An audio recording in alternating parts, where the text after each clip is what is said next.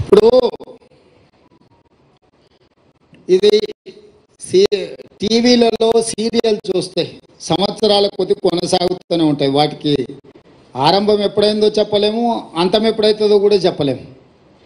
ఈ లిక్కర్ స్కామ్కు సంబంధించి కూడా కేసీఆర్ కుటుంబము, బీజేపీ ప్రభుత్వం నిరంతర ధారావాహికంగా టీవీలలో ఒక సీరియల్ను తలపించే విధంగా నాటకాలకు, డ్రామాలకు తెరలేపినరు. ఇన్ని సంవత్సరాల నుంచి కొనసాగుతున్న ఈ డ్రామా నిన్న అరెస్టు డ్రామాతో పతాక స్థాయికి వచ్చింది.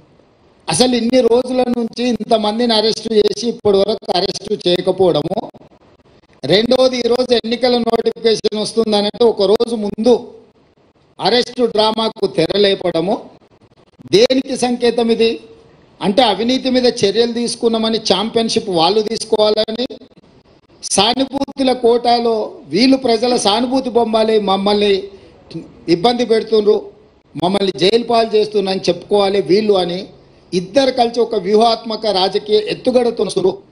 ఈరోజు ఇన్ని రోజులు, ఇన్ని నెలలు, దాదాపుగా 2022లో మొదలైన ఈ డ్రామా 2024 మార్చ్ ఎన్నికల నోటిఫికేషన్ ఒక రోజు ముందు అరెస్టుతో పరాకాష్ఠకి తీసుకెళ్ళిండ్రు అని అంటే ఈ డ్రామాను తెలంగాణ ప్రజలు గమనిస్తలేరని వీళ్ళు అనుకుంటున్నారా? రెండవది,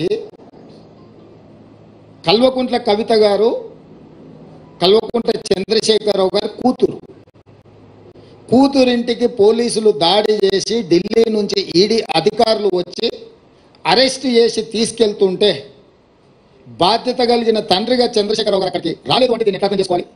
రెండవది, తండ్రిగా కాకపోయినా కల్వకుంట్ల కవిత గారు